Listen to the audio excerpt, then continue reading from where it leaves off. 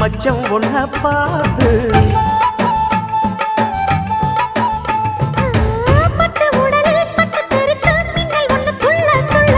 வெக்கம் துடிக்க விளக்கணைக்க ஜன்னல் கண்ணை மூடிக்கொள்ள 10 நாள் கழிச்சு தாண்டி கதவை திறக்கணும்.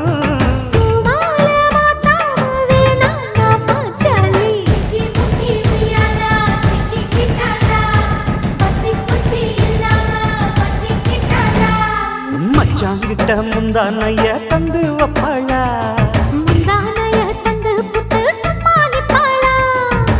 பல நாள் பசி இருக்கு விருந்து வப்பாளா.